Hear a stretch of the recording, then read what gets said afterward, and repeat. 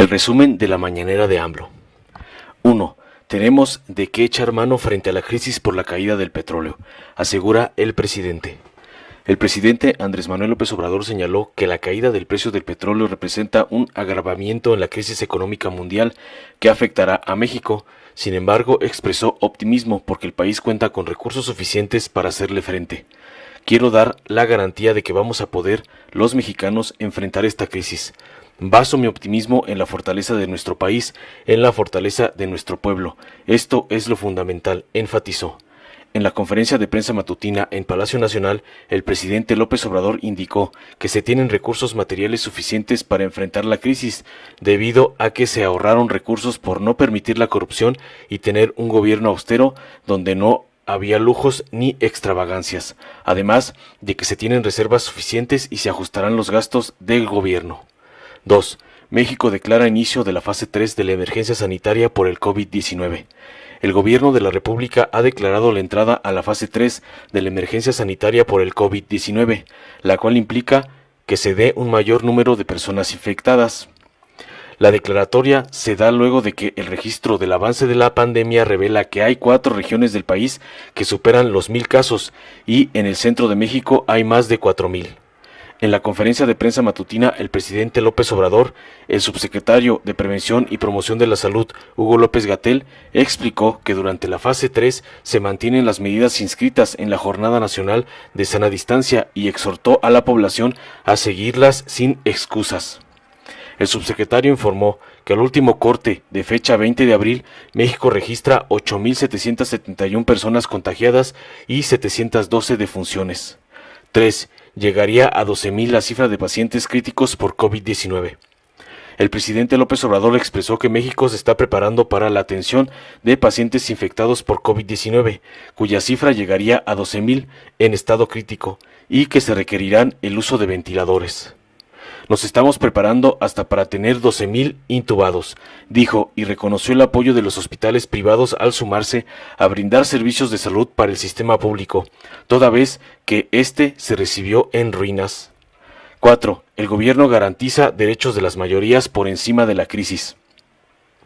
En la cita matutina con los medios de comunicación, el presidente López Obrador aseguró que pese a la crisis económica y sanitaria, ningún trabajador del Estado perderá su trabajo y se garantizará que la mayoría de los mexicanos tengan acceso a los servicios de salud, educación y alimentación.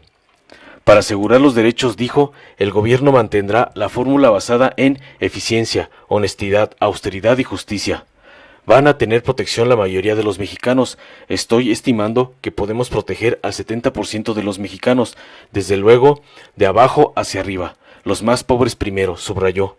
Los pobres no tienen nada que temer, aseguró, y gozarán de lo básico, que es la alimentación, la salud, la educación y el bienestar.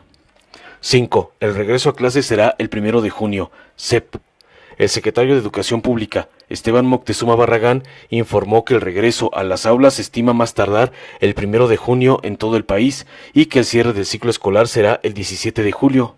Durante la conferencia de prensa matutina del presidente López Obrador, el funcionario expuso que en tanto se mantienen las clases a través del programa Aprende en Casa, el cual se lleva a cabo a través de los canales del Sistema Público de Radiodifusión del Estado, las televisoras estatales por Internet y programas de radio. Este programa, dijo, no sustituyen ni a las escuelas ni a los maestros, sino que mantienen el vínculo para que no pierdan el seguimiento en el aprendizaje. Añadió que la recalendarización se tendrá que publicar oficialmente a más tardar el próximo lunes para hacerla una norma aplicable en todo el sistema educativo.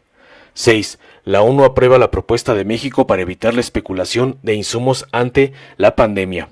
El secretario de Relaciones Exteriores, Marcelo Ebrard, informó que fue aprobada la propuesta de México presentada ante la Organización de las Naciones Unidas, ONU, para evitar la especulación y promover el acceso de todos los países a los insumos médicos y a las vacunas para atender al COVID-19 y que fue aprobada por 179 países.